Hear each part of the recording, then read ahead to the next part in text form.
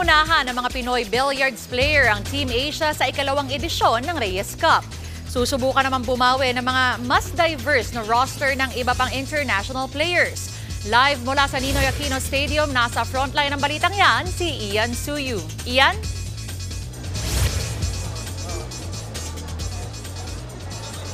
Denise, 10 pinakamahuhusay na Q artist sa buong mundo ang magtatapat-tapat nga sa 4-day tournament ng Reyes Cup 2025 dito sa Ninoy Aquino Stadium sa Maynila.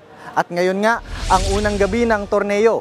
Matatandaan na ang tournament na ito ay hango kay Filipino billiards icon Efren Bata Reyes. Ito na ang ikalawang taon ng nasabing billiards tournament. Magtatapat sa series of matches ang Team Asia at Team Rest of the World. Pamumunuan ng veteranong si Francisco Django Bustamante ang koponan ng Asia. Makakasama ni Django si two-time World 9-ball champion Carlo Biado at World Cup of Pool champion Johan Chua. Muli ring nagbabalik ang inaugural Reyes Cup MVP na si Aloysius Yap from Singapore at Duong Quoc Quang mula naman sa Vietnam. Much anticipated rin ito para sa 19-year-old Pinoy sensation na si AJ Manas.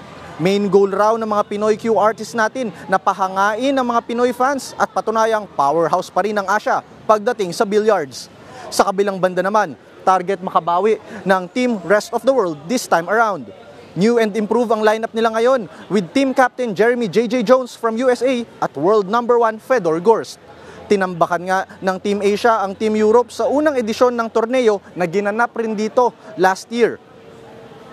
Denise, isa pa sa mga pinaka-inaabangan ng mga fans natin dito ay yung magiging tapatan sa pagitan ni Gorst at ni Carlo Biado. Matatandaan kasi na sila rin yung nagtapat sa finals ng 9-ball World Championship noong Hulyo at ang nagwagi dyan ay si Biado.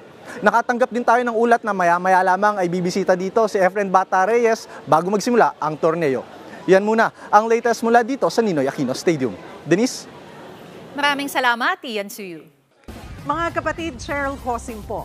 Maging maalam at may pakialam sa mga napapanahong issue at headlines. Mag-follow at mag-subscribe na sa social media pages ng News 5.